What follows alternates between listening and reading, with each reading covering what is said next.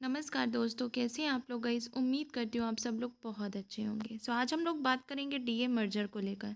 39 लाख केंद्रीय कर्मचारियों और 65 लाख पेंशनर्स को झटका। जानिए महंगाई भत्ता मर्ज नहीं होने से क्या होगा नुकसान। तो चलिए डिटेल पर बात कर लेते हैं क्या अपडेटेड इन्फॉर्मेशन है। महंगाई भत्ते में बढ़ोतरी का इंतजार कर रहे करोड़ों सेवावृत्त और सेवानिवृत्त केंद्रीय कर्मचारियों को तगड़ा झटका लगा है। महंगाई भत्ते के बेसिक सैलरी में मिलाने के से कर्मचारियों के ख्वाब पर पानी फिर गया है। कर्मचारियों के बेसिक सैलरी में महंगाई भत्ता मर्ज नहीं किया जा रहा है। क्यों दिया जाता है महंगाई भत्ता? केंद्रीय कर्मचारियों को सरकार महंगाई भत्ता व पेंशनर्स को महंगाई राहत देती है। केंद्र सरकार के कर्मचारियों और पेंशन भोगियों को जीवन यापन के लिए यह पैसा दिया जाता है। कर्मचारियों की ओर से महंगाई भत्ते और महंगाई राहत को बेसिक सैलरी और बेसिक पेंशन में मिलाने की मांग की जा रही थी। नहीं होगा महंगाई भत्ता मर्ज। केंद्र सरकार के 49 लाख से अधिक कर्मचारियों और 67 लाख से ज़्यादा पेंशनरों की बेसिक सैलरी में अब 50% महंगाई भत्ता मर्ज नहीं किया जाएगा। बता दें कि राज्यसभा सदस्य जावेद अली खान ने संसद में इस पर सवाल पूछा था कि क्या सरकार 8वें वेतन आयोग की रिपोर्ट करने से पहले महंगाई भत्ता को बेसिक सैलरी में मर्ज करेगी, जिस पर वित्त राज्य मंत्री पंकज चौधरी ने मना कर दिया है। हर 6 महीने में संशोधित किया जाता है महंगाई भत्ता। केंद्रीय कर्मचारियों और पेंशनर्स के लिए हर 6 महीने में महंगाई भत्ता और महंगाई राहत दी जाती है। केंद्र सरकार के कर्मचारियों और पेंशन भोगियों को जीवन यापन के लिए यह महंगाई भत्ता दिया जाता है। यह महंगाई भत्ता महंगाई से राहत दिलाने के लिए all India consumer price index के आधार पर महंगाई दर को आधार बनाकर दिया जाता है।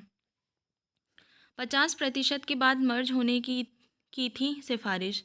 7वें केंद्रीय वेतन आयोग की ओर से अपनी सिफारिशों में डीए वृद्धि का ग्राफ 50% से ज़्यादा होने पर इसे कर्मियों की बेसिक सैलरी में मर्ज किए जाने की सिफारिश की थी। इससे कर्मचारियों को आगे का महंगाई भत्ता मर्ज हुए बेसिक सैलरी के आधार पर मिलता है, परंतु महंगाई भत्ता पहले ही 53% जा चुका है। महंगाई भत्ते में बढ़ोतरी का समय। एक और जहां मौजूदा समय में केंद्र सरकार के कर्मियों और पेंशनरों को 53% की दर से डीए और डीआर मिल रहा है, वहीं अब दूसरा महंगाई भत्ते में बढ़ोतरी का समय आ चुका है। 1 जनवरी 2025 से 2 से 3% महंगाई भत्ता बढ़ सकता है। इस पर केंद्रीय कैबिनेट को फैसला करना है। इसी बीच महंगाई भत्ते को मर्ज करने पर सरकार की तरफ से जवाब नहीं आया है।